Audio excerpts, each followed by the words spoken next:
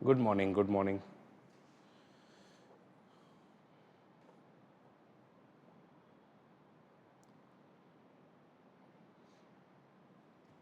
Hello everyone, good morning. सबको सुनाई दे रहा है, दिखाई दे रहा है?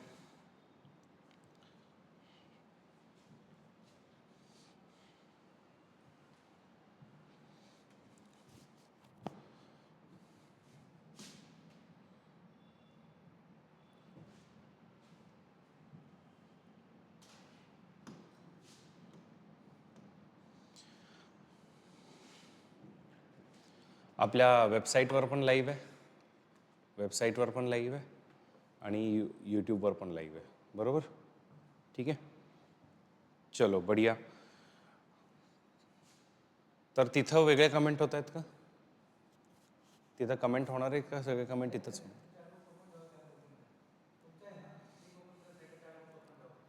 लिंक इथंच येणार आहे. ओके, ठीक है. सबको सुनाई दे रहा है? Great great great.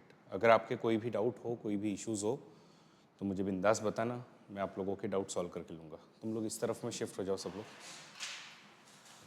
ऐसे. ठीक है, तो welcome to introductory session of political science. Okay, दोनों को एड्रेस करूँगा, ऑफलाइन वालों को भी, ऑनलाइन वालों को भी. और आप लोग जो भी कमेंट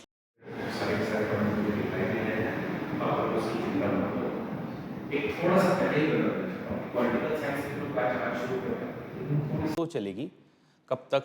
तो लगभग 1-1.5 हफ्ते तक, क्योंकि अभी भी लोग ज्वाइन कर रहे हैं, तो हम लोग बहुत फास्ट नहीं भागेंगे, ताकि अगर लोग बीच में ज्वाइन करने के बाद में अगर जुड़ भी जाएं तो उन लोगों को ज़्यादा नुकसान नहीं होगा. बट इतना मैं आप लोगों को एश्योर करवाता हूँ, जैसे ही जुलाई 1 हिट होगा, ओके, उसके बाद में हम लोग रुकने ही नहीं वाले हैं. फिर इतनी स्पीड होगी क्योंकि अपने को दिसंबर तक सारा का सारा सिलेबस ख़त्म करना है. ओके, तो आप सभी को वैसे तो यूपीएससी के पैटर्न के बारे में पता ही होगा. Okay, I don't even need to tell you, but एक बार वापस से फिर भी सभी लोगों को रिमाइंड करवा देता हूँ कि एग्जैक्टली यूपीएससी का जो मेंस का पैटर्न है वो क्या है. तो हम सबको पता है कि हम लोग प्रीलिम्स देते हैं और जो प्रीलिम्स पास करते हैं वो लोग मेंस के लिए जाते हैं. अब ऑब्वियसली पिछले साल भी बहुत सारे लोगों ने प्रीलिम्स की एग्ज़ाम दी, लेकिन बहुत ही डिफ़िकल्ट एग्ज़ाम थी. ओके, और थोड़ी सी मैं ऐसा भी कहूँगा कि तुक्केबाजी का रोल थोड़ा बढ़ भी गया था उसके अंदर में. एनीवेज अभी बहुत सारे लोग क्लियर नहीं कर रहे हैं. ओके, तो अब उन लोगों ने क्या करना चाहिए? उन लोगों ने भी मेंस ओरिएंटेड प्रिपरेशन करना चाहिए. और अभी हम लोग मेंस ओरिएंटेड ही सारे के सारे काम करेंगे. और इसी मेंस के अंदर में सबसे इंपॉर्टेंट अगर कोई सब्जेक्ट है तो वो होता है ऑप्शनल. ठीक है, ऑप्शनल. आप सबको पता है कि मेंस के अंदर में आप सबकी आंसर राइटिंग होनी चाहिए. ओके, और उस आंसर राइटिंग के अंदर में ऑप्शनल में आप लोगों को अच्छे खासे मार्क्स आने चाहिए, क्योंकि लगभग 1750 में से 500 मार्क्स ऑप्शनल के लिए डेडिकेटेड है. 500 मार्क्स अगर ऑप्शनल के लिए डेडिकेटेड है, इसका मतलब कितना हो गया? कितने परसेंटेज है वो? नहीं कहा तो भी रफली 29% मार्क्स जो है वो आपके सिर्फ और सिर्फ ऑप्शनल पर डिपेंड करते हैं. तो कई बार ऐसे कहा जाता है कि देखिए, जीएस मोर और लेस सभी लोगों का सेम ही होगा, उसके अंदर में मार्क्स भी सब लोगों को मोर और लेस सेम ही आएंगे. लेकिन जो अपने को डिफरेंशिएट करेगा दूसरों से, वो डिफरेंशिएट करने वाली चीज होगी एक, मतलब आपका ऑप्शनल, और दूसरा जो आपको डिफरेंशिएट करेगा वो होगा आप लोगों का एसए का पेपर. ठीक है, ये दो चीज़ें आप लोगों को लोगों से डिफरेंशिएट करती है. तो अपने को इन्हीं में सबसे ज़्यादा जो है वो स्कोर करना है. इनफैक्ट आपके पूरे मेंस के अंदर में सबसे ज़्यादा कंट्रोल करने वाली जो चीज़ है, जिसको आप ढंग से कंट्रोल कर सकते हो, वो इनफैक्ट ऑप्शनल ही है, क्योंकि इसके ऊपर में आप लोग बहुत अच्छी पकड़ भी बना सकते हो. तो ऑप्शनल करना होता है. अब ऑप्शनल करने का सही टाइम क्या है? तो ऑप्शनल करने का मैं आप लोगों को बताऊं, सही टाइम जो है वो आप लोगों का शुरू होता है दिसंबर से, मतलब सॉरी, अभी जून से लेकर के, और मैक्स टू मैक्स अगर आपने खींचा इसको तो आप लोग इसको खींचोगे जुलाई तक. तो जुलाई से लेकर के दिसंबर तक, मतलब आने वाले 6-7 महीनों के अंदर में आपको ऑप्शनल रेडी करना है. ये क्यों करना है? तो देखिए, इस बार का मैं आप लोगों को टाइम टेबल बताता हूँ. इस बार का अगर हम लोग टाइम टेबल देखें तो आप लोगों को समझ में आ जाएगा. इस साल हमारी 24 मई को एग्ज़ाम हुई है. ठीक है, कल रिजल्ट लगा है, मतलब 15 तारीख को रिजल्ट लगा है. अब आप लोग जस्ट इमेजिन कीजिए, 24 से लेकर के 15, मतलब आपने कितने दिन चले गए? यस, 24 से 15 जून, मतलब हम लोगों के 20 दिन तो इसी अनसर्टेनिटी में चले गए कि भाई मेरी प्रीलिम्स क्लियर होगी या नहीं होगी। And let me tell you, ये हर साल लोगों के साथ होता है। मतलब कई लोग जो अभी लाइव इस सेशन को देख रहे हैं, इवन वो भी इस चीज़ को जानते हैं कि ऐसा ही होता है। हर साल जो है वो आप लोगों के ये वाले 20 दिन तो ऐसे ही बर्बाद हो जाते हैं कि इस बार मेरा प्रीलिम्स क्लियर होगा कि नहीं होगा। ओके, इस कश्मकश में। एनीवेज, अब जो है वो मान लीजिए आप लोग जो है वो 15 जून तक तो आपका चले गया। अच्छा, इस बार की जो मेन शुरू हो रही है वो कब शुरू हो रही है? 21 अगस्त 2026। ओके, अब मुझे बताओ 15 जून से लेकर के 21 अगस्त के बीच में कितना समय है? जुलाई और अगस्त। अगर मैं मोटा मोटी गिनूं, रफली गिनूं, तो 66 डेज है मेरे पास में, बराबर है। बट अब ये 66 डेज में से आप लोग अंत के 2-3 दिन तो भूल ही जाओ, क्योंकि आप लोगों का सेंटर मुंबई होगा, किसी का दिल्ली होगा, किसी का और कोई रीजन में होगा। तब अगर आप लोग अगर किसी दूसरे रीजन में, तो आप वहाँ जाओगे, और वहाँ जाओगे तो फिर आपका अगेन उसके अंदर में टाइम जाने वाला है। तो आप लोग इसमें से मोटा मोटी और भी कुछ थोड़े बैड डेज वगैरह गिनने के बाद में अगर आप गिनो तो आपको 60 दिन मिलेंगे। अच्छा, अभी 60 दिन के अंदर में तुमको क्या क्या करना है? इस 60 दिन के अंदर में आप लोगों को, ठीक है, आप लोगों को ऑप्शनल करना है। आप लोगों को GS1, GS2, GS3, GS4, ये 4 GS करने हैं। उसके अलावा आप लोगों को एसए का प्रिपरेशन करना है। इन सब की राइटिंग प्रैक्टिस करनी है, ठीक है। तो इनका आप लोग जो भूल चुके हो उसको पहले तो तुम लोग ब्रशअप करोगे, ठीक है। फिर उसके बाद में आप लोग इसकी कोई वैल्यू एडिशन होगा तो वो भी आप करोगे। और चौथा, आप लोग इसकी आंसर राइटिंग प्रैक्टिस करने के बाद में आप इसके मॉक टेस्ट वगैरह भी दोगे, ठीक है। जस्ट इमेजिन करो आपको कितने दिन मिल रहे हैं, हर एक चीज़ के लिए आप लोगों को कितने दिन मिल रहे हैं। मतलब 60 दिनों का मतलब आप लोगों को कुछ भी दिन नहीं मिल रहे हैं।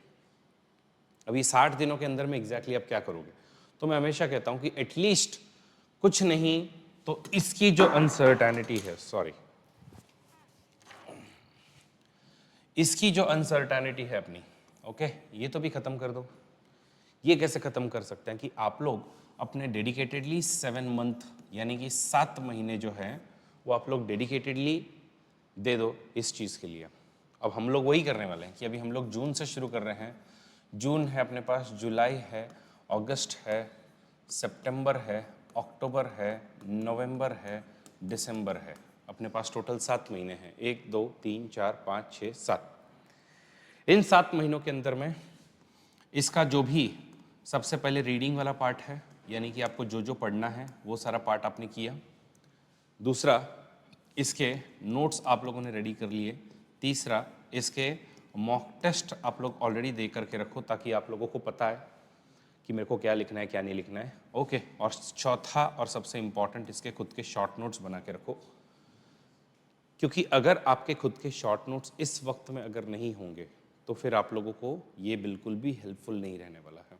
तो इसीलिए ये जो 4 चीज़ें हैं ये अपनी रेडी करके लेनी है अपने को इस महीनों के बीच में।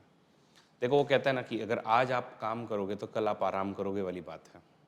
क्योंकि वापस से रियलिटी में आप लोगों को दिखाना चाहता हूँ कि सिर्फ 66 डेज़ हैं। उन 66 डेज़ के अंदर में आप लोग खुद देख लीजिए कि आपको कितना सारा काम करना है, ठीक है। तो it will be really really difficult, it will be really really difficult कि आप लोग जो है उसको एकदम आसानी से सिर्फ 60 दिनों के अंदर में कर लो। तो प्लान क्या होना चाहिए? तो एनीवेज, मैं आप सबको वापस से लेकर के चलता हूँ। आप सबको पता होगा वैसे तो कि बेसिक जो यूपीएससी का पैटर्न है वो क्या है। तो आज के सेशन में मेजरली हम लोग कोई बहुत ज़्यादा बातें नहीं करने वाले हैं। मैंने जैसा कि कहा कि 15 आने वाले जो दिन होंगे वो थोड़े स्लो ही अपने चलेंगे। आज आप लोगों को सिर्फ सिलेबस के बारे में और ये 4 चीज़ों के बारे में पता चलेगा कि एक, मतलब ऑप्शनल का क्या इंपॉर्टेंस है, ऑप्शनल कैसे चूज़ करते हैं, तीसरा what are the benefit of political science, and चौथा ये कि सबसे इंपॉर्टेंट कि क्यों मेरी बैच ज्वाइन करनी चाहिए। तो यही 4 एजेंडा है। आप सबको पता है एग्ज़ाम पैटर्न क्या है, हमारी प्रीलिम्स होती है, मेंस होती है, इंटरव्यू होता है, ओके। और इन सब में सबसे इंपॉर्टेंट अगर कोई चीज़ है तो वो अपनी होती है मेंस। तो मेंस जो है वो सबसे इंपॉर्टेंट चीज़, और मेंस के अंदर में तुम्हारे ये 9 पेपर, ओके। इनमें से भी हम सबको पता है कि ये 2 जो है वो सिर्फ क्वालिफाइंग नेचर के हैं। टोटल आपके जो मार्क्स गिने जाएंगे वो इनमें से गिने जाएंगे और आपके 1750 मार्क्स हैं। अब ये 1750 मार्क्स, ठीक है, तो वैसे तो मल्टीपल ऑप्शंस है, ओके, बहुत सारे लोग बहुत सारे ऑप्शंस लेते हैं। टोटल अगर हम लोग देखें तो यूपीएससी ने आप लोगों को 25 तो नॉन लिटरेचर और 23 लिटरेचर, मतलब लगभग 48 ऑप्शंस जो है वो दिए हुए हैं, 48 ऑप्शंस आपको, ठीक है। बट सारे कोई 48 के अंदर में कंफ्यूज नहीं होता है। आप लोग मेजरली कंफ्यूज होते हो एग्रीकल्चर, एंथ्रो, ज्योग्राफी, हिस्ट्री, कोई कोई medical science, philosophy, political science, psychology, public administration, sociology, और कुछ लोग जो लिटरेचर वाले बंदे हैं वो लोग यूजुअली लिटरेचर लेते हैं, तो हिंदी लिटरेचर उनका सबसे एक फेवरेट टॉपिक होता है। तो इस तरीके से आप लोगों को ये सारे के सारे ऑप्शंस दिखाई देंगे, ओके। बट इन सब में अगर मैं आपको थोड़े रिजल्ट अगर दिखाऊं तो देखो क्यों ढंग का ऑप्शनल होना जरूरी है। तो सीधी सी बात है, topper will become topper through their optional subject, इसमें कोई दो राय नहीं है। चाहे आप इस साल के रिजल्ट ले लीजिए, पिछले साल के रिजल्ट ले लीजिए, उसके पिछले साल के रिजल्ट ले लीजिए, हर बार आप लोग टॉपर बनते हो तो अपने ऑप्शनल के सब्जेक्ट से बनते हो, क्योंकि 29% मार्क्स आपके वही हैं, 29% मार्क्स आपके वही है, and it is the only predictable, and also कि कौन सा पार्ट आप कंट्रोल कर सकते हो तो वो सिर्फ और सिर्फ ऑप्शनल का है। तो इसीलिए ऑप्शनल बहुत ढंग का होना चाहिए। जैसे कि आप देख लो, एक मार्कशीट आप लोग देखोगे, ये बंदा और इसके दोनों के जीएस और एसए के लगभग लगभग मार्क्स सेम है, बट सारा का सारा गड़बड़ जो है वो होता है ऑप्शनल के अंदर में। इसको कितने मार्क्स है और इसके ऑप्शनल के कितने मार्क्स है, देखो बस इसी मार्क्स से सीधा ऑल इंडिया रैंक 24 और ये ऑल इंडिया रैंक 884, ठीक है। ऐसे ही बाकी टॉपर्स के भी अगर आप मार्क्स देखो तो ऑप्शनल जो है वो तुम लोगों को हर बार जो है वो जितवाएगा। तो optional is very very important, right optional choose करना इज वेरी वेरी इंपॉर्टेंट, ठीक है। तो ऐसी बात है। बाकी ऑप्शनल चूज करते समय किन किन बातों का ध्यान रखें, तो मैं तो कहता हूं कि देखो भाई 50% वेटेज तो इस चीज को देना चाहिए कि आप लोगों को सिखाने के लिए कोई टीचर है क्या, एकदम सिंपल हिसाब, ठीक है। 50% वेटेज हम लोग इसी चीज को देंगे, do you have somebody to teach. अगर वो अच्छा है तो वो आपके आधे से ज़्यादा काम तो आपके ऐसे ही ख़त्म कर देगा। एसी और स्लो नहीं हो सकता क्या, थोड़ा और, या फिर एक दो एसी और चालू करो, ठीक है। मुझे तो गर्म ही हो रहा है, टेम्परेचर 20 पे कर दो या तो। हाँ, तो 50% हम लोग बात कर रहे थे, तो 50% वेटेज आप इस चीज़ को दे दो कि गुड मेंटर्स है कि नहीं है। 25% वेटेज आप लोग इसलिए देते हो कि भाई मेरे पास में गुड सोर्स मटेरियल है कि नहीं है, और 25% वेटेज आप लोग बाकी सब चीज़ों के लिए दे सकते हो। जैसे बहुत सारे लोग बोलते हैं कि मैं ग्रेजुएट हूँ इस ऑप्शनल से, जैसे कोई बोलेगा भाई मैं पॉलिटिकल साइंस से ग्रेजुएट हूँ, कोई बोलेगा मैं मैकेनिकल इंजीनियरिंग से ग्रेजुएट हूँ, कोई बोलता है मैं सिविल इंजीनियरिंग से ग्रेजुएट हूँ, कोई बोलेगा मैंने जूलॉजी किया हुआ है तो मैं वो लूँगा। तो वो एक हो सकता है, आपके इंटरेस्ट और लाइकिंग सब्जेक्ट की इंपॉर्टेंट है। ओवरलैप ऑफ द सब्जेक्ट जो है वो आपका देखा जाता है, ओके। करंट अफेयर्स का रोल देखा जाता है, और अगेन डिटेल्ड सिलेबस देखना, स्कोरिंग नेचर वगैरह, ये सब चीज़ों पे आप डिसाइड करो। बट मेनली 50% वेटेज इस चीज़ को दे दो कि भाई मैं जो हूँ वो मेरे लिए यहाँ पर कोई टीचर है कि नहीं है। अगर वो आपका हो गया तो you are done and dusted, फिर आपको और किसी चीज़ के बारे में सोचने की ज़रूरत नहीं पड़ेगी, ठीक है। एनीवेज, इसके आगे अगर हम लोग बात करें तो आप देखो पॉलिटिकल साइंस की, वही अगर मैं बात करूं तो पॉलिटिकल साइंस का क्या फ़ायदा है। पॉलिटिकल साइंस का फ़ायदा है कि हर साल जो है वो आप लोगों को रैंकर्स जो है वो भर भर के मिलेंगे। ऑल इंडिया रैंक 2015 में भी थी, 2022 में भी थी, इवन इसके पहले 2023 का जो रिजल्ट आया था, ओके, उसके अंदर में भी शक्ति दुबे जो है तो इनका जो है वो रैंक वही रहा है, ओके। हर्षिता गोयल, पिछले साल का रिजल्ट तो बहुत ही शानदार था पॉलिटिकल साइंस के लिए कि शक्ति दुबे और हर्षिता गोयल दोनों भी 1 और 2 जो है वो इसमें से रही है। और अभी जो 25 के रिजल्ट आए हैं उसके अंदर में भी नो डाउट, ठीक है, मेजरली आप लोगों को ऐसे 30 रैंक्स जो है वो टॉप 200 में दिखेंगे ही दिखेंगे। मतलब कुछ नहीं करो तो भी 15% तो भी रिजल्ट इस ऑप्शन का लगता ही लगता है। आप अगर पूरा का पूरा डेटा भी अगर निकाल लो, आप लोगों को हमेशा दिखेगा कि पॉलिटिकल साइंस ही एक ऐसा ऑप्शनल सब्जेक्ट है जिसके सबसे ज़्यादा बच्चे फाइनल यूपीएससी रिजल्ट में क्लियर करते हैं। अच्छा, ऐसा क्यों है कि फाइनल रिजल्ट में सबसे ज़्यादा पॉलिटिकल साइंस के ही आपको मिलेंगे, ठीक है। सचिन 24 है यानी 24 है, ये 2020 करना, ऐसा क्यों है कि यहाँ पर जो है वो ऐसा होता है। तो उसके पीछे रीज़न क्या है। तो सबसे पहले तो एक 40% आपका डायरेक्टली जीएस के साथ में ओवरलैप है। तो मैं अगर कहूँ, ठीक है, कि पॉलिटिकल साइंस का सबसे बड़ा बेनिफिट क्या है, तो वो मैं आपको कहूँगा मासिव ओवरलैप। ठीक है, टॉपर्स का सब्जेक्ट है वगैरह, ये सब बातें सही है, बट जो ओवरलैप है, ये ओवरलैप आप लोगों को और कहीं इसके जैसा नहीं दिखाई देगा। Okay, 40% of the GS syllabus is directly link to it. और मोटा मोटी अगर मैं कहूँ तो 65% बाकी यहाँ वहाँ से मैं आप लोगों को कनेक्ट करके दिखा सकता हूँ कि ओवरलैप ही शानदार है। ठीक है, दूसरा जो है वो पूरा GS2 आपका, GS2 के अंदर में आपका पॉलिटी हो गया, गवर्नेंस हो गया, सोशल जस्टिस हो गया, इंटरनेशनल रिलेशंस हो गया, ये सारा का सारा आपका इसके अंदर में पूरी तरीके से एज इट इज आप लोगों को मिलेगा। देन प्रीलिम्स में हेल्पफुल है, एसए में हेल्पफुल है और पर्सनालिटी टेस्ट में भी हेल्पफुल है। मैं आप लोगों को दिखा दूं कि इंटरव्यू के जो ट्रांसक्रिप्ट होता है ना, वो ट्रांसक्रिप्ट अगर मैं अभी आपको टेलीग्राम चैनल पर वगैरह लेकर के गया, तो आप इंटरव्यू के जितने भी ट्रांसक्रिप्ट है वो सारे के सारे पढ़ लो, और आप लोग एक भी ऐसा ट्रांसक्रिप्ट नहीं बताओगे जिसके ऊपर में डिटेल में आईआर पर क्वेश्चंस नहीं पूछे गए।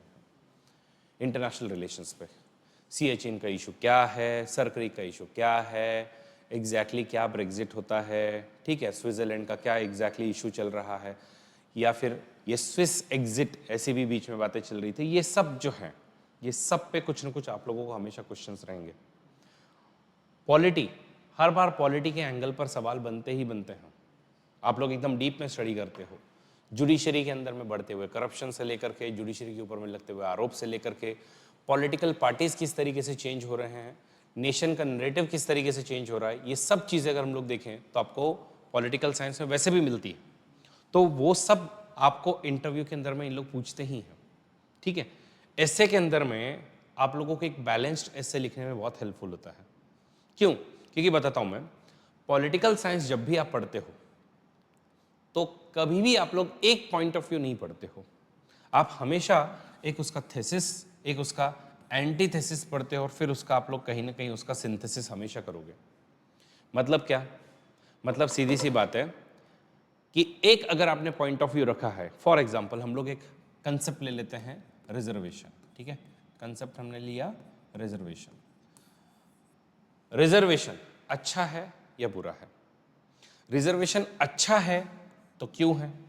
तो हम सबको पता है, हम लोग रिजर्वेशन जो है वो आर्टिकल नंबर 16 से खास करके जॉब्स के अंदर में देते हैं, आर्टिकल नंबर 15 से हम लोग एजुकेशनल इंस्टीट्यूशंस के अंदर में रिजर्वेशन देते हैं, इनफैक्ट हम लोग आर्टिकल 330 वगैरह से हम लोग इवन पॉलिटिकल रिजर्वेशन हम लोग देते हैं। ठीक है, तो ये रिजर्वेशन हम लोग अलग अलग टाइप के लोगों को देते ही हैं। तो ये हो गए अपने रिजर्वेशन। यही रिजर्वेशन जो है ये अच्छा क्यों है?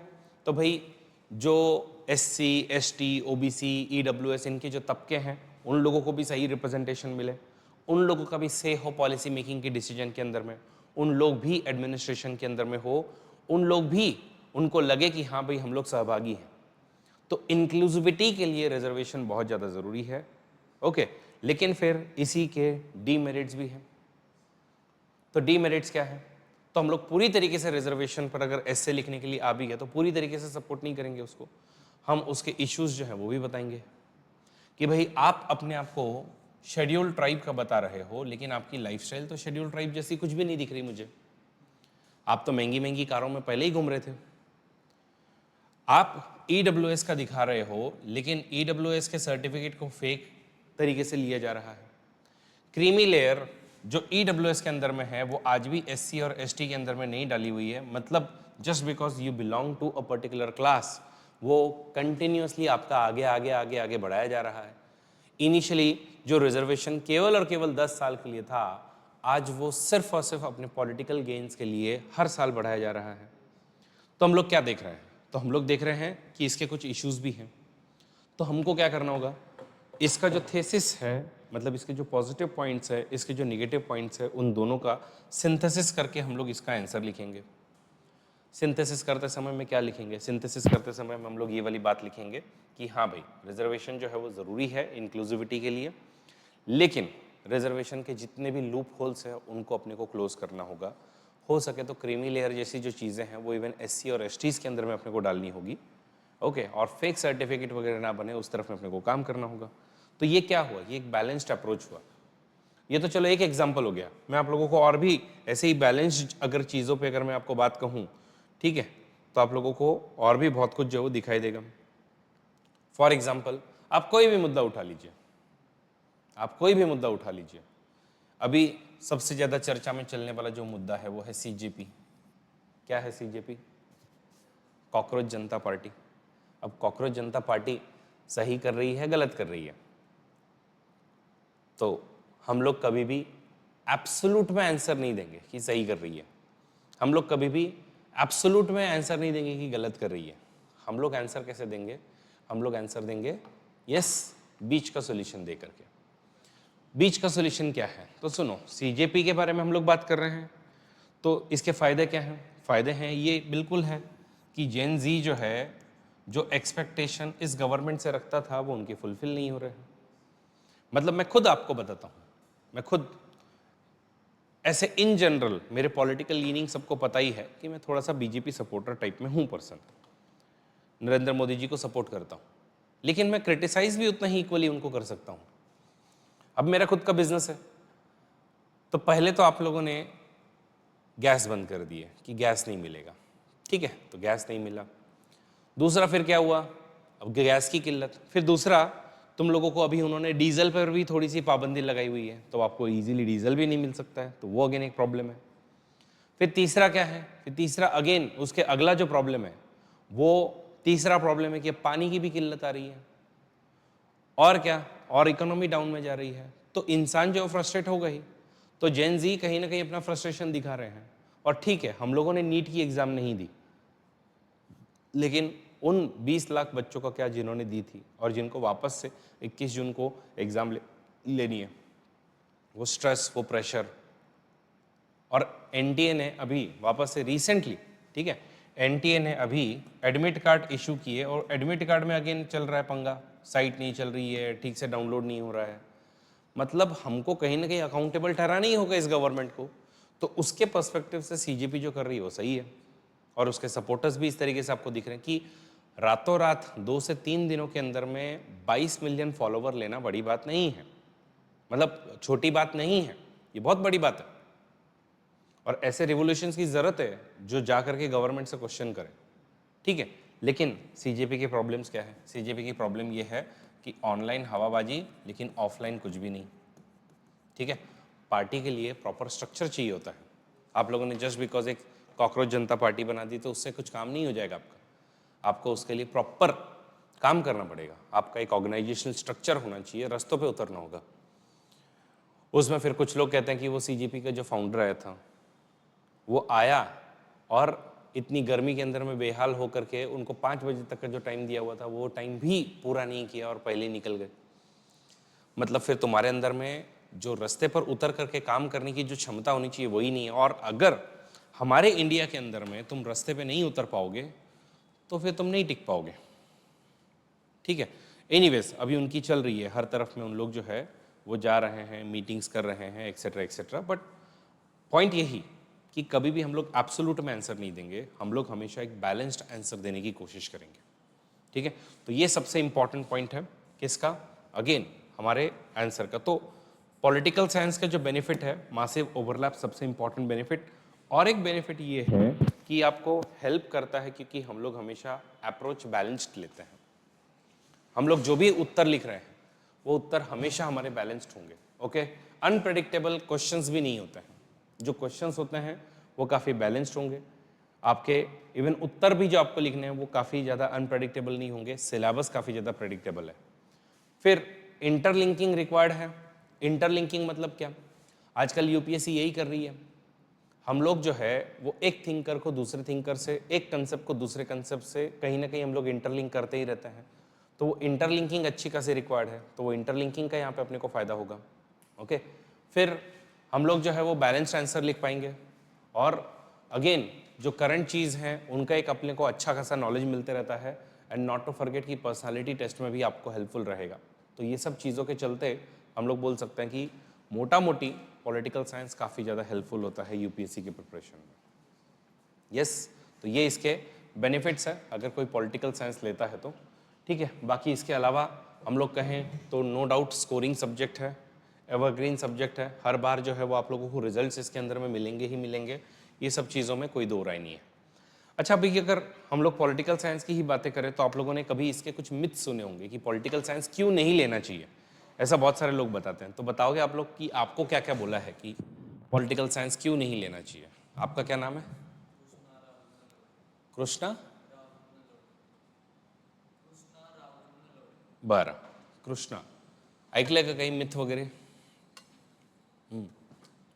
सिलेबस बहुत वास्ट है, टाइम पे कंप्लीट नहीं होता है, उतना रिवीजन तुम कर भी नहीं सकते हो, वास्ट सब्जेक्ट है सब, वो सब बट हाँ लैंग्वेज टफ है उसकी। अच्छा, तो यूजुअली जो आप लोगों को सुनने मिलता है कि भाई सिलेबस बहुत वास्ट है, ख़त्म ही नहीं होता है करके। लेकिन मैं आप लोगों को बता दूं कि इनफैक्ट ऐसे ही मेरे पास में 4-5 मिथ का ना एक लिस्ट है पूरा। ब्लैक कॉफ़ी गया तो सबसे पहला जो मिथ यूजुअली लोगों का होता है, ठीक है, कि lot of mugging up is required, ऐसा लोग बोलते हैं, ठीक है।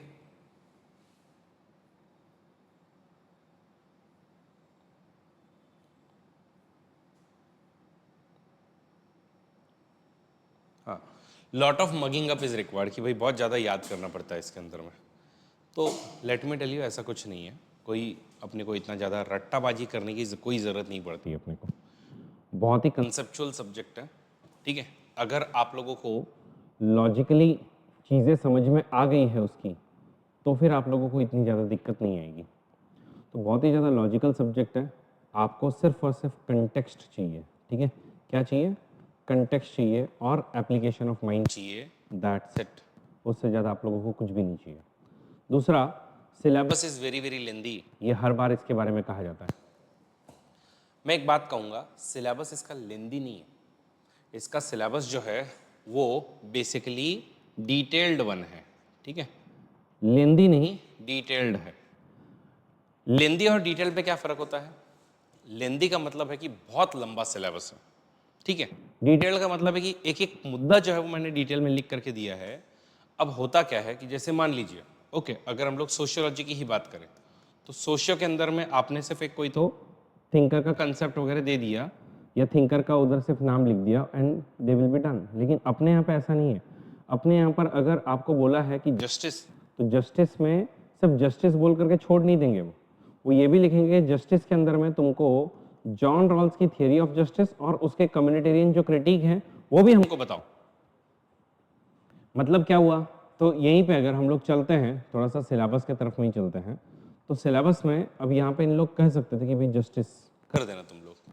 मुझे अगर सिलेबस छोटा बनाना है तो मैं क्या करूँगा? मैं लिख दूँगा political theory, meaning and approaches, theories of state, ठीक है। बट थियरीज ऑफ स्टेट भी बोल करके छोड़ दो ना। लेकिन उन्होंने ऐसा नहीं किया, उन्होंने कहा कि भाई नहीं, liberal, neo liberal, Marxist, pluralist, post colonial और फेमिनिस्ट, ये जो थियरीज ऑफ स्टेट हैं ये भी आप थोड़ी सी पढ़ना। उसके अलावा जस्टिस बोल के छोड़ नहीं दिया ना। उन्होंने कहा कि जस्टिस बोल के छोड़ मत दो, rather conception of justice with special reference to Rawls theory of justice, it's communitarian critics. मतलब आपको बोला है बकायदा कि ये आप जो है वो करना, आपको क्या क्या करना है, आपको ये सब पार्ट करना है। इसमें से कट हो रहा है क्या कोई पार्ट?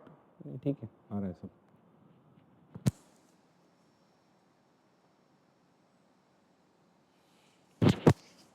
वॉइस बराबर नहीं आ रहा,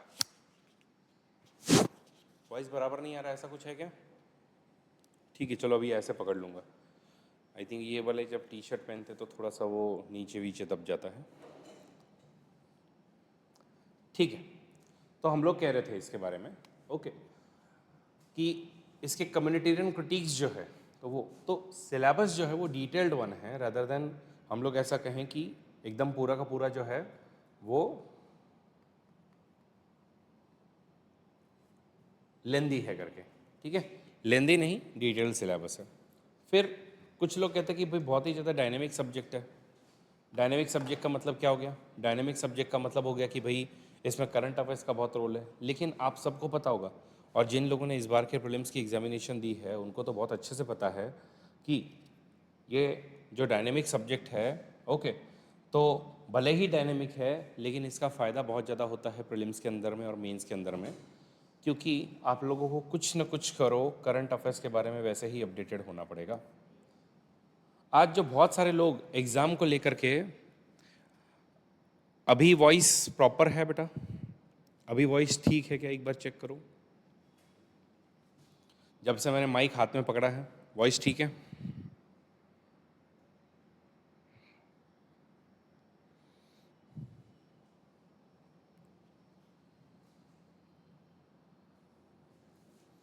थोड़ा जल्दी बताना।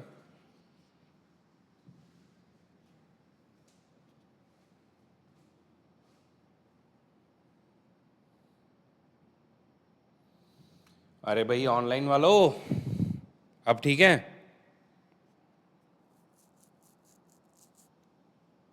ठीक है।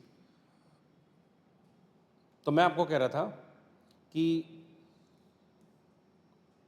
अभी जो एग्ज़ाम हुई रिसेंट में, उसमें कौन लोग रो रहे पता है? वो लोग रो रहे हैं जो लोग करंट अफेयर्स से पहले तो भागते हैं, ओके, उसके बाद में फिर रोते हैं कि यार इतना करंट कोई पूछता है क्या? अरे भाई ये सब करंट रिक्वायर्ड है। अब तुमसे हम ये भी नहीं पूछे क्या कि स्ट्रेट ऑफ हॉर्मूज में से कौन कौन सी कंट्रीज़ के थ्रू आपको पास होते हुए आना पड़ेगा? तो फिर क्या पूछें, है कि नहीं?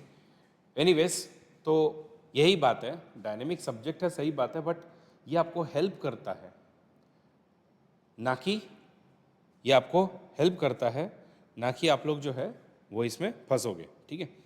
फिर अगला है कि political science helps those who had done graduation in it. ऐसा कुछ नहीं है, बहुत ही इजी और लॉजिकल सब्जेक्ट है।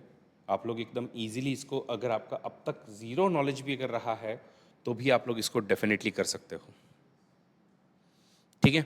आप लोग इसको डेफिनेटली कर सकते हो, तो कृपया करके इसकी आप लोग चिंता बिल्कुल भी ना करें, ओके? ठीक है। अब क्या आप लोगों को इस बैच के अंदर में मिलने वाला है?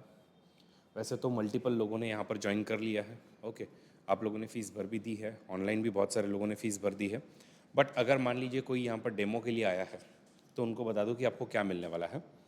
तो एक तो हम लोग दिसंबर 2026 तक, ठीक है, एक तो हम लोग जो है वो दिसंबर 2026 तक हम लोग जितना भी अपना पॉलिटिकल साइंस का सिलेबस है वो हम लोग कवर करके ख़त्म कर देंगे, इसमें कोई दो राय नहीं है। जो भी अपना सिलेबस है पूरा हम लोग एंड टू एंड ख़त्म करेंगे। इसके अंदर में आंसर राइटिंग की हम लोग प्रैक्टिस भी करने वाले हैं, ओके? आंसर राइटिंग को मैं हमेशा ऐसा कहता हूँ, जैसे ऑक्सीजन आप लोगों के लिए बहुत ज़्यादा ज़रूरी है, उसी तरीके से यूपीएससी के अंदर में सबसे इंपॉर्टेंट चीज़ अगर कोई है तो वो है आंसर राइटिंग, ठीक है? तो आंसर राइटिंग आपको करनी ही करनी है। पीवाईक्यूज़ का कवरेज हम लोग पूरा का पूरा करेंगे, सारे के सारे पीवाईक्यूज़ आपको मिलेंगे।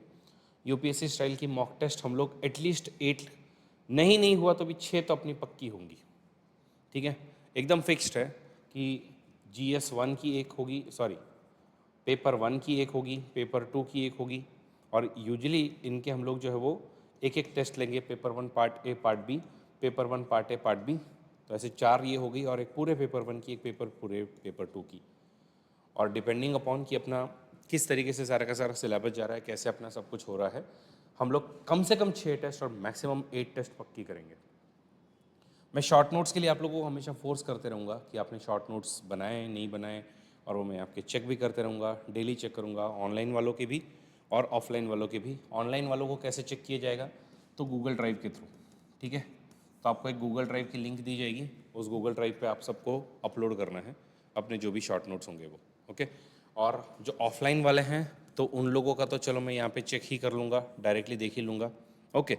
फिर कॉम्प्रिहेंसिव नोट्स आपको मिलेंगे, उसकी आप चिंता मत करना। एंड एक एक सा इंसान, ठीक है, मतलब मैंने तो हमेशा रिजल्ट भी दिए हैं, चाहे वो IAS ओमकार पवार हो जो भी नासिक के, ठीक है, CEO है, या फिर आप IPS सुब्रमण्यम केलकर की बात करो, ये सभी जो मेरे स्टूडेंट्स हैं, इन लोगों ने सबों ने पॉलिटिकल साइंस लेकर के ही यूपीएससी को क्लियर किया है। इसके पहले भी एक मेरा और स्टूडेंट है जिसका मैंने आपको फ़ोटो नहीं दिखाया यहाँ पे, ओके, आई थिंक हम लोग भागते भागते आगे भाग गए, वो है IPS सूरज गुंजाल। तो ये सूरज गुंजाल जो है, तो ये भी मेरा पॉलिटिकल साइंस का ही विद्यार्थी है, ओके, और इस बार मतलब रैंक्स में आ चुका है अभी IPS के तौर पर, आई थिंक नासिक के ही पास में मालेगांव वगैरह के एरिया में अभी फ़िलहाल वो काम कर रहे हैं, ठीक है? तो ऐसा सब कुछ है अपने ऑप्शनल के अंदर में, ये सब आप लोगों को मिलने वाला है। बाकी ये अगर मान लीजिए आप लोगों का यूपीएससी क्लियर नहीं होता है, मैं आपको बता रहा हूँ, ठीक है। फिर भी ये वाली पॉलिटिकल साइंस की बैच आप लोगों के यूजीसी नेट जेआरएफ में काम आएगी। फिर भी ये वाली बैच जो है वो आप लोगों के डीयू जेएनयू के एंट्रेंस एग्ज़ाम में काम आएगी। अगर आप लोग यूपीपीएससी, एमपीएससी, बीपीएससी या और कोई ऐसी एग्ज़ाम देके जाना चाहते हो, ये भी आप लोगों को मिलेगा, इसमें भी आप लोग क्लियर कर पाओगे। और भी अगर कोई अदर स्टेट की एग्ज़ाम्स है तो वो भी आप लोगों के लिए हेल्पफुल रहेगा। तो मोर और लेस बिल्कुल ये वाली बैच जो है वो एकदम पूरी तरीके से आप लोगों को हेल्प करेगी, ओके। और सबसे इम्पॉर्टेंट है, मैं अगर अपना इंट्रोडक्शन दूँ तो ये वाली पॉलिटिकल साइंस की बैच मैं पिछले लगभग 10 सालों से चला रहा हूँ, ठीक है। 10 सालों से ये वाली बैच में चला रहा हूँ। और मेरे खुद के भी, आप लोग अगर चाहो तो पॉलिटिकल साइंस के मेरे जो लास्ट अटेम्प्ट है उसके मार्क्स देख सकते हो, 149 एंड 147, दैट इज़ 296, ठीक है। उस साल में समहाउ मेरे एथिक्स में मार्क्स बहुत गंदे हैं, that is one of the reason कि मैं सिलेक्ट नहीं हो पाया, ओके। लेकिन बाकी अगर आप देखो तो ये 296 मार्क्स मेरे ऑप्शनल के उस साल के हैं। तो ऑप्शनल में मेरे हमेशा से, इसके पहले भी 2016 का जो अटेम्प्ट था उसके अंदर में भी काफ़ी हाई मार्क्स थे मेरे। 2016 में जो मेरे मार्क्स थे वो थे लगभग लगभग 276 और ये 296, ठीक है। और टाइम एंड अगेन मेरे अंडर में बच्चों ने क्लियर किया है, तो ये बैच आप सबके लिए है, बिल्कुल इसको आप लोग सब ज्वाइन कीजिए। और अभी हम लोग जो है वो एक छोटा सा, एक हार्डली 2 मिनट का ब्रेक लेते हैं और उसके बाद में 2 मिनट के ब्रेक के बाद में, 2-5 मिनट के ब्रेक के बाद में then we will go for studying our syllabus. तो पॉलिटिकल साइंस का फिर आज अपना जो सिलेबस है वो हम लोग बेसिकली एक बार देख लेंगे कि अपने सिलेबस के अंदर में क्या है। तो एक डिटेल्ड वॉक थ्रू हम लोग सिलेबस की करेंगे, ठीक है। कल भी इनफैक्ट हम लोग सिलेबस के ही बारे में बात करने वाले हैं। तो अभी एक हम लोग 5 मिनट का हार्डली ब्रेक लेते हैं और फिर वापस से मिलते हैं।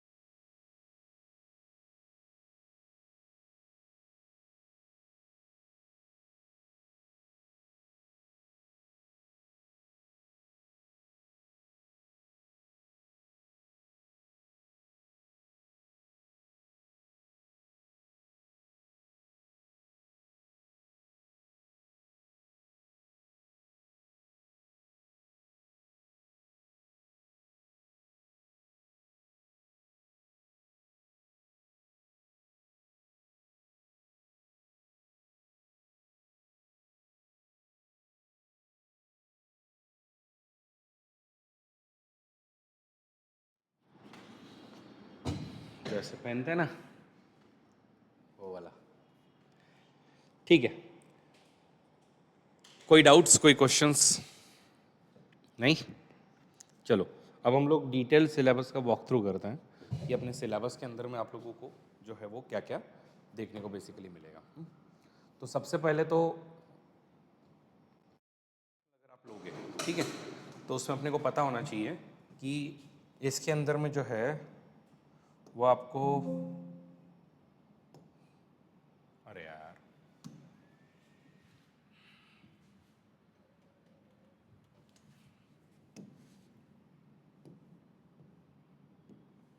कोई भी ऑप्शन अगर आप लोगे तो उसमें अपने को पहली चीज़ पता होना चाहिए कि उसका एक पेपर का पैटर्न होता है, ठीक है। और ये पेपर पैटर्न क्या है? तो ये पेपर पैटर्न जो है उसके अंदर में आप लोगों को देखने को मिलेगा कि पेपर 1 होगा और पेपर 2 होगा, ठीक है। पेपर 1 में आपका होगा पार्ट ए और पार्ट बी, ऐसा ही पेपर 2 में पार्ट ए और पार्ट बी, ठीक है।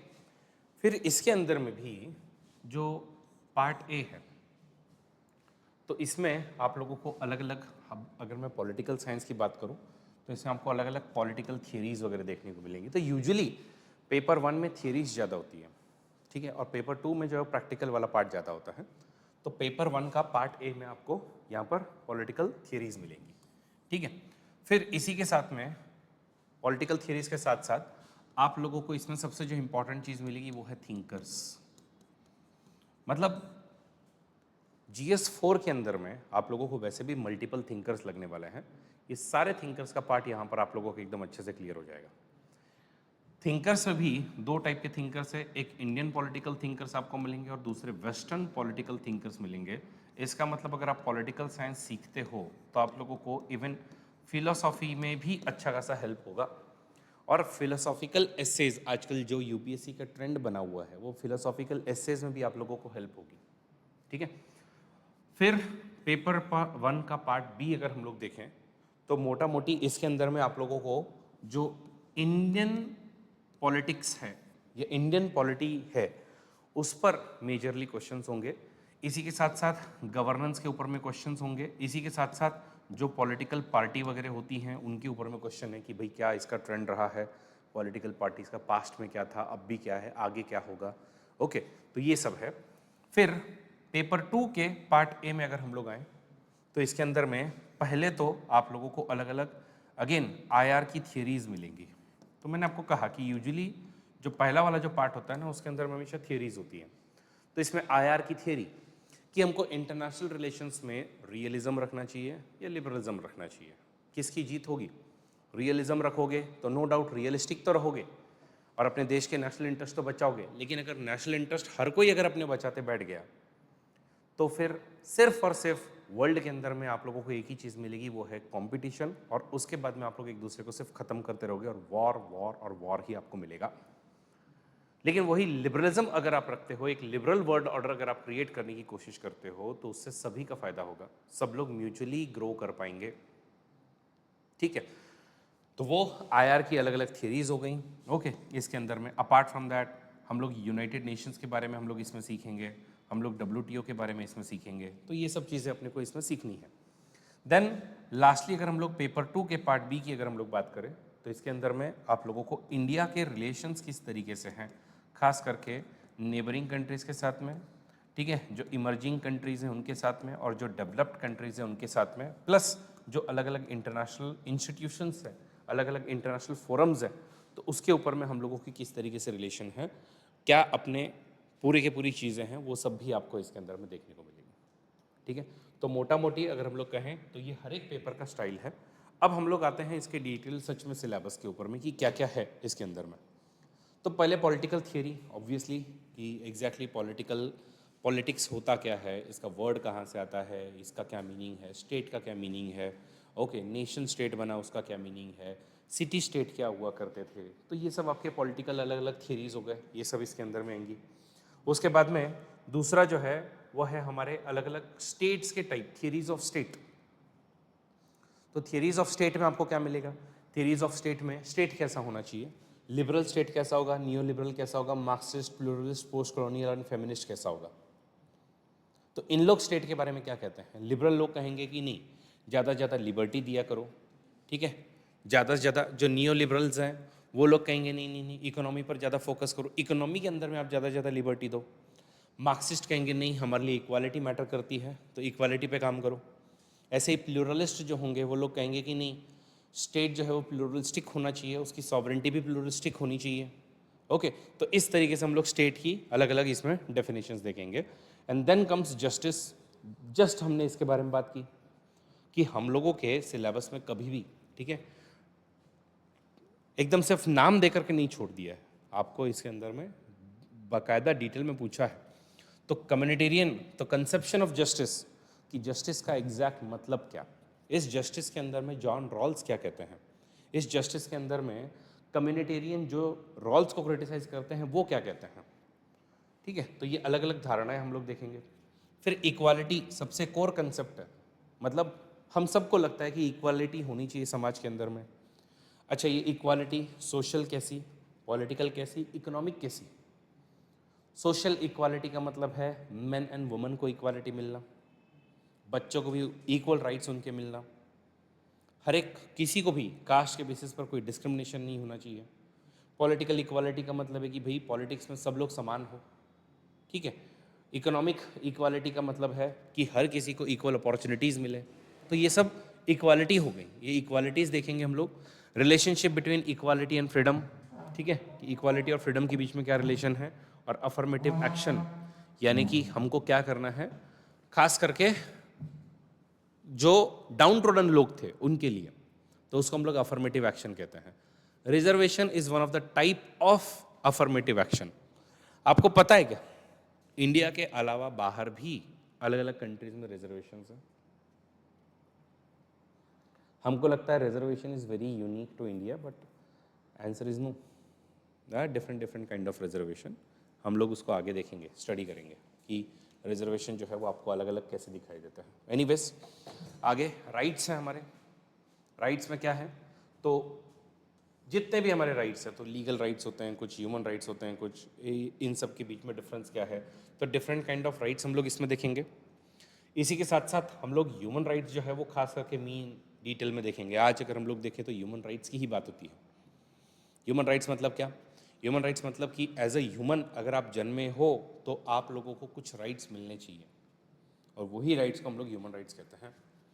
डेमोक्रेसी, डेमोक्रेसी के अंदर में क्लासिकल एंड कंटेम्प्ररी ऐसी कुछ थियरीज हैं, वो different different models of democracy, ठीक है, रिप्रेजेंटेटिव, पार्टिसिपेटरी एंड डेलिबरेटिव, ये जो 3 टाइप की हमारी डेमोक्रेसीज है वो हम देखेंगे।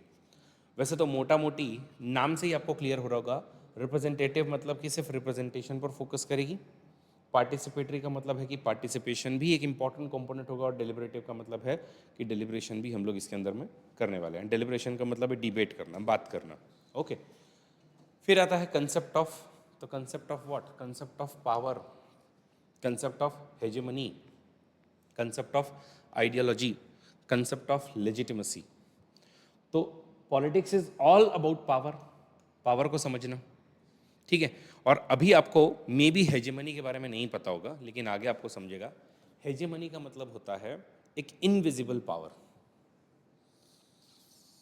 कि यही चीज़ जो है वो डोमिनेंट होनी चाहिए, ठीक है। तो उस इनविजिबल पावर को हम लोग हेजेमनी कहते हैं। ग्राम्स्की के टर्म्स में हम लोग उसको आगे देखेंगे। आइडियोलॉजी क्या होती है, लेजिटिमेसी कैसे मिलती है किसी को, तो ये देखेंगे। फिर उसके बाद में आती है पॉलिटिकल आइडियोलॉजीज़। आइडियोलॉजी का मतलब है कि जब भी किसी के पीछे इज़्म लग जाए, कि जब कुछ लोग, ठीक है, कुछ लोग सोसाइटी जब एक एक तरीके की आइडियाज़ में जब बिलीव करने लगते हैं तो हम उसको आइडियोलॉजी कहते हैं। तो ऐसे ही आइडियोलॉजी, तो अगर कोई ज़्यादा लिबर्टी देनी चाहिए लोगों को, ऐसे लोगों की थॉट प्रोसेस को हम लोग क्या कहेंगे, लिबरलिज्म।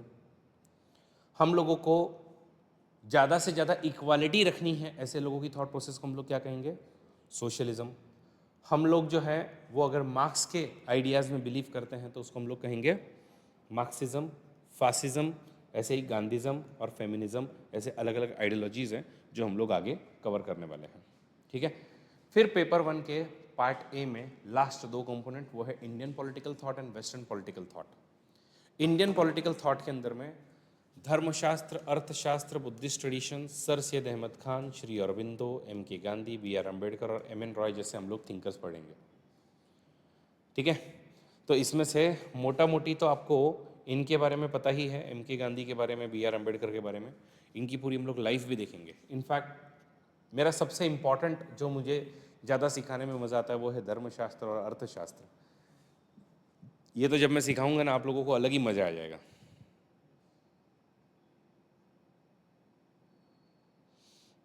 ठीक है सौरभ, मैं देखता हूँ वो ऐप में क्यों नहीं लाइव दिख रहा है। ओके, तो ऐसे ये इंडियन पॉलिटिकल थॉट्स अपने रहने वाले हैं। वेस्टर्न पॉलिटिकल थॉट्स के अंदर में Plato, Aristotle, Machiavelli, Hobbes, Locke, JS Mill, Marx, Gramsci और हैना अरेंट, ऐसे अपने कुछ थिंकर्स हैं।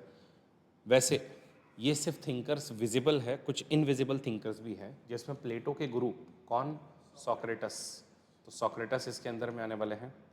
जेएस मिल के गुरु कौन, जेरेमी बेंथम, ठीक है, तो वो इसके अंदर में आने वाले हैं। और जब भी हम लोग मार्क्स पढ़ते हैं तो मार्क्स जिसको क्रिटिसाइज करते हैं वो है हेगेल, तो हेगेल को भी अपने को स्टडी करना होगा। तो ये तीन थिंकर्स आपके थोड़े से एडिशनल आएंगे। ठीक है, Socrates, Jeremy Bentham and Hegel. तो ये अपने सिलेबस में नहीं है लेकिन आते हैं। और यस, वैसे हॉब्स, लॉक के साथ में एक और फ्री इंसान अपने को मिलता है जो कि सोशल कॉन्ट्रैक्ट के बारे में सिखाता है अपने को, वो है रूसो। तो अपने को रूसो के बारे में भी पढ़ना होगा। ठीक है, तो ऐसे ये चार थिंकर्स जो आपको भी विजिबल नहीं है लेकिन ये अपने को पढ़ने पड़ेंगे। ओके, तो that was about paper 1 part ए। अभी आपने GS2 का सिलेबस देखा है? GS1 का सिलेबस देखा है? देखा है नहीं देखा है? देखा है ना? ठीक है, अब आप लोग बस इसको मैच कीजिएगा। ठीक है, ये पूरा पार्ट GS1 से है। Political strategies of India, freedom struggle, constitution से मास सत्याग्रह तक, non cooperation, civil disobedience, militant and revolutionary movement, peasant and workers movement. ठीक है, perspective on Indian national movement, तो इसमें liberal, socialist, Marxist, radical and Dalit. ठीक है, फिर making of the Indian constitution, तो इसके अंदर में legacies of British rule, different social and political perspectives, ये हो गया अपना। ओके, फिर salient features of the Indian constitution, ये एज इट इज़ आपके कॉन्स्टिट्यूशन के अंदर में आपको मिलेगा सेलेंट फीचर्स में। ठीक है, the preamble, fundamental rights and duties, directive principles, parliamentary system and amendment procedure, judicial review and basic structure, ये पूरा आपके पॉलिटी के अंदर में है। गवर्नमेंट के अंदर में principal organs of the union government, उसमें again executive, legislature, supreme court, ये क्या कह रहे हैं, कौन से, यूनियन के, और ऐसे ही स्टेट के भी। तो ये दो चीज़ें हो गई अपनी। ओके, तो ये दो चीज़ें हो गई। फिर आती है grass root democracy, as it is पूरा पूरा 73rd constitutional amendment, 74th constitutional amendment, panchayat raj institution, municipal government और ग्रास रूट मूवमेंट। ये स्टैच्यूटरी बॉडीज़ आपके लक्ष्मीकांत में एज इट इज़ दी है और इन्हीं पे हर बार इन लोग क्वेश्चन भी करते हैं, इसके बाहर इन लोग नहीं जाते हैं। Election commission, controller auditor general, finance commission, UPSC, national commission for schedule caste, schedule tribe, national commission for women, national human right commission, national commission for minorities, national backward class commission, ये commissions हो गए। Federalism की बात करें तो again constitutional provisions क्या है, okay, changing nature of centre state relation, integrationist tendencies and interstate disputes, ये सब अपने अगेन फेडरलिज्म के मुद्दे हैं जो आपके एज इट इज़ वापस आपको मिलेंगे। फिर ये थोड़ा सा पार्ट इसका अलग है और यही पार्ट मुझे सिखाने में बड़ा मज़ा भी आता है। पार्टी सिस्टम्स ये आपको नहीं दिया है। ठीक है, पार्टी सिस्टम में national and regional political parties, ideological and social basis of this parties, patterns of the coalition politics, pressure groups, trends in the electoral behaviour and changing socio economic profiles of the legislators. ठीक है, तो ये आपके क्या हो जाएंगे, ये आपके अगेन पार्टी सिस्टम के मुद्दे हो जाएंगे। सोशल मूवमेंट्स, तो सोशल मूवमेंट्स में civil liberties and human rights, ये जितनी भी मूवमेंट हो गई, वुमेन की मूवमेंट हो गई, एनवायरनमेंट की मूवमेंट हो गई। ओके, इंडियन पॉलिटिक्स में कास्ट, रिलीजन और एथनिसिटी का क्या फ़र्क है, हम सबको पता है। इंडियन पॉलिटिक्स के अंदर में मतलब हम लोग बहुत फेमसली कहते हैं कि we don't cast our vote, we vote our caste, बोलता है ना, तो वो। फिर प्लानिंग एंड इकोनॉमिक डेवलपमेंट, तो ये हो गया अपना, उसमें Nehruvian and Gandhian perspective, role of planning and public sector, green revolution, land reforms, agrarian relation, liberalisation and economic reforms. तो ये सब जो है वो आपके पेपर 1 पार्ट का होगा। ओके, फिर उसके बाद में पेपर 2 पार्ट ए में अगर हम लोग आते हैं तो इसमें एक्चुअली 2 कंपोनेंट है, एक इंटरनेशनल रिलेशंस की थियरी और दूसरे comparative politics. Now what do we mean by the term comparative politics? Simple है, कंपैरिजन करना। जब मैं 2 चीज़ों का कंपैरिजन करूंगा तो मैं उसको कहूँगा कंपैरेटिव पॉलिटिक्स। सिंपल है, हम लोग 2 सब्जेक्ट का कंपैरिजन करते हैं, एक सोशियोलॉजी है और एक पॉलिटिकल साइंस है। क्या फ़ायदे हैं, क्या नुकसान है? लोग बोलते हैं सोशियोलॉजी छोटा है, फटाफट हो जाएगा, सही है, लेकिन पॉलिटिकल साइंस डिटेल्ड है, हम लोग भले ही अभी ज़्यादा समय लगा रहे हैं लेकिन उसका फ़ायदा अपने एक्सक्यूज मी लॉन्ग रन में होता है कि नहीं? तो कंपैरेटिव पॉलिटिक्स में अपने को ये फ़ायदे देखने को मिलते हैं। तो कंपैरिजन हम लोग करेंगे अलग अलग अप्रोचेस के, पॉलिटिकल इकोनॉमी एंड सोशियोलॉजी के पर्सपेक्टिव से, limitations of the comparative method क्या होंगे, ये सब हम देखेंगे। फिर हम लोग जो है वो कंपैरेटिव पर्सपेक्टिव से स्टेट को स्टडी करेंगे, अलग अलग कंट्रीज़ के। मतलब क्या? मतलब एक कंपैरिजन करना कि इंडिया के कानून किस तरीके से हैं, इंडिया के लोग किस तरीके से हैं विद दैट ऑफ यूएसए। हम लोग करते ही है ना, चाइना का कंपैरिजन कर लो, इंडिया का कंपैरिजन कर लो, हमारे पॉलिसीज़ का कंपैरिजन कर लो। क्या लगता है इकोनॉमिकली हमारी पॉलिसीज़ बेटर है या चाइना की पॉलिसीज़ बेटर है? बोलते हैं ना हम लोग कि चाइना की पॉलिसीज़ बहुत ज़्यादा बेटर है। क्यों बेटर है? क्योंकि उन लोग जो है वो इकोनॉमिक पर्सपेक्टिव से ज़्यादा बात करते हैं, उनके यहाँ पे पॉलिटिकल पर्सपेक्टिव्स थोड़े कम ही है कि नहीं? ये वाली बातें सुनते हैं ना हम लोग। तो ये सब जो कंपैरिजन होगा तो वो यही होगा। तो state in comparative politics perspective में यही कैपिटलिस्ट एंड सोशलिस्ट इकोनॉमीज। फिर ऐसे ही advanced industrial and developing societies, इनके बीच में अपने को कंपैरिजन करना है, ठीक है। फिर politics of representation and participation, कि इसमें क्या है, ठीक है। तो हमारे यहाँ पर जो है वो पॉलिटिकल पार्टीज कैसी है, हमारे यहाँ पर प्रेशर ग्रुप कैसे हैं, उनके यहाँ पर प्रेशर ग्रुप कैसे हैं, उनके यहाँ पे सोशल मूवमेंट कैसी है उसका। फिर ग्लोबलाइजेशन के रिस्पॉन्स हमारे यहाँ से कैसे जा रहे हैं, उनके यहाँ से कैसे आ रहे हैं। फिर अप्रोच है again to study the international relations. Okay, तो ये सब हम लोग जो है वो पेपर 2 के पार्ट ए में देखेंगे। उसके अलावा हम लोग जो है वो, अच्छा हाँ, मैं आपको बता, इसमें मज़ा यहाँ से आना शुरू होगा। अलग अलग जो अप्रोचेस है ना आईआर को स्टडी करने, आइडियलिस्ट क्या होगा, रियलिस्ट क्या होगा, मार्क्सिस्ट क्या होगा, फंक्शनलिस्ट क्या होगा, सिस्टम थ्योरी क्या होगी, तो इनमें बहुत मज़ा आएगा अपने को पढ़ने में। फिर उसके बाद अगर हम लोग देखें तो इंटरनेशनल रिलेशंस के कुछ की कंसेप्ट्स हैं। की कंसेप्ट्स क्या हैं? नेशनल इंटरेस्ट होता है, हम लोगों के खुद के देश की सिक्योरिटी के बारे में, खुद के देश के पावर के बारे में। एक बैलेंस ऑफ पावर करके कंसेप्ट होता है। डिटरेंस, डिटरेंस मतलब डरा के रखना अगले वाले को। जैसे कहते हैं कि यूजुअली वॉर तब होता है जब डिटरेंस खत्म हो जाए, ठीक है। डिटरेंस मतलब फॉर एग्जांपल अभी आप लोग सब शांति से बैठे हुए हो, लेकिन अगर मैं एक ऐसे मीक एजुकेटर होता कि हाँ तुम लोग क्या बोल रहे हो, मैं सुन रहा हूँ, मैं डर रहा हूँ, तो तुम लोग मेरे ऊपर चढ़ जाते कि डिटरेंस ही नहीं है। और अगर वही आपको दिख रहा है कि भाई स्ट्रिक्ट एजुकेटर हूँ, तो फिर क्या होगा, मार पड़ सकती है, तो तुम लोग में से डरे हुए रहोगे, होता है ना, है कि नहीं? वैसा। फिर transnational actors and collective security क्या होता है, okay. World capitalist economy and globalisation, ये क्या होता है।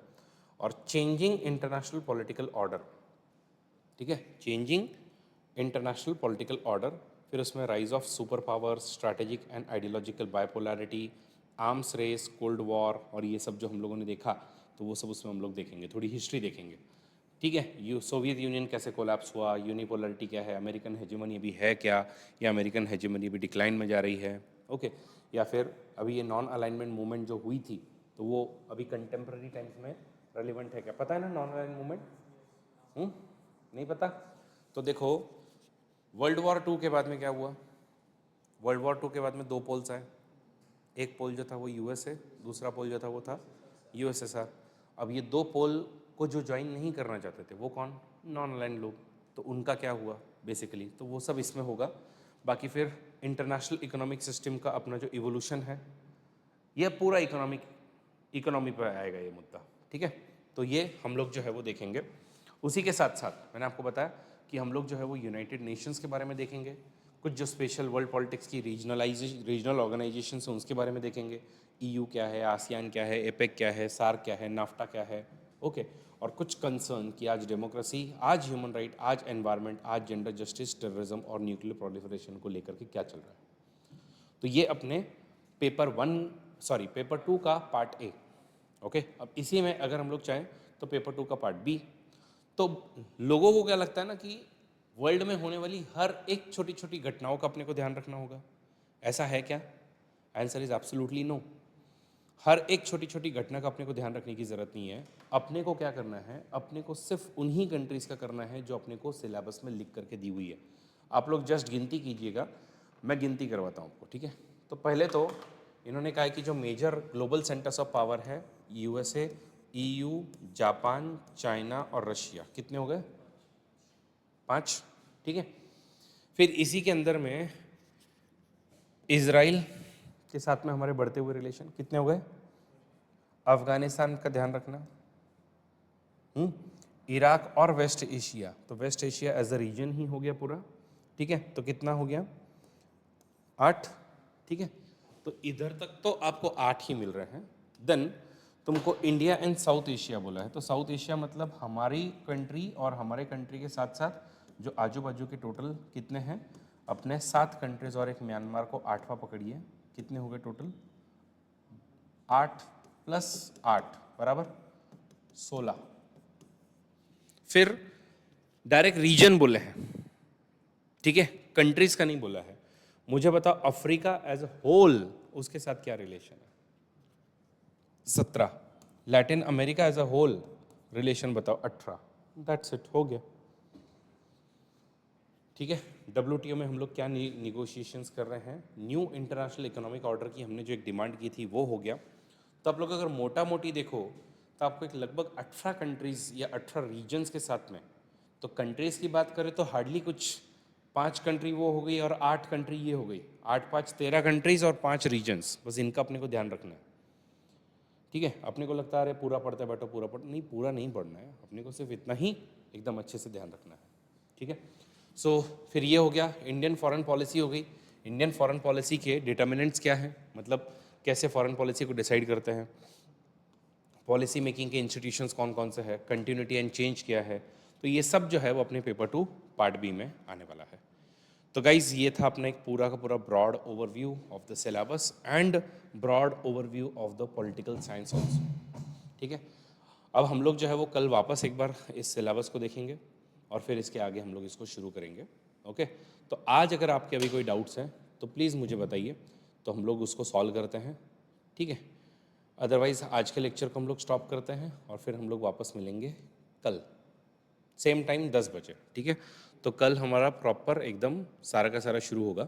और आप लोग मुझे बताइएगा बाद में कि अपने लिए कंफर्टेबल टाइम क्या रहेगा, 10 बजे का ही कंफर्टेबल टाइम रखे या सुबह 8 बजे का कर दे, कि 8 से 10 आप लोग फ्री हो जाओगे, 10 बजे तक आप लोग पूरे फ्री, मैं भी फ्री, आप भी फ्री, और फिर अपने को ज़िंदगी में जो करना है वो आप कर सकते हो 10 बजे के बाद में, ठीक है।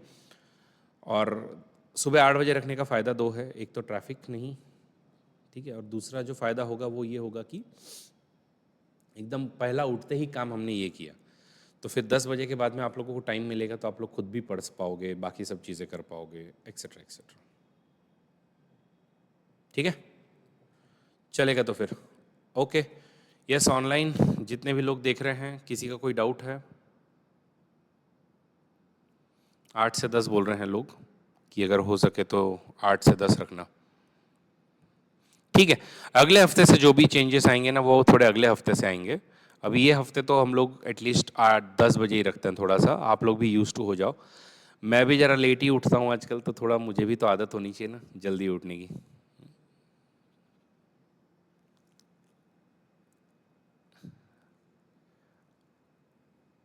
ओके गाइस, चलिए, have a great day, see you and bye bye. कोई डाउट्स हैं?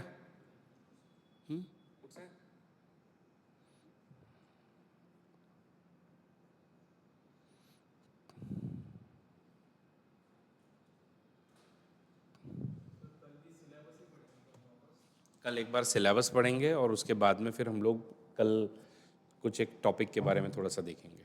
कल थोड़ा PYQs और सिलेबस दोनों मिक्स करेंगे हम। कल हम PYQs भी देखेंगे, बेसिक से एकदम ज़ीरो से।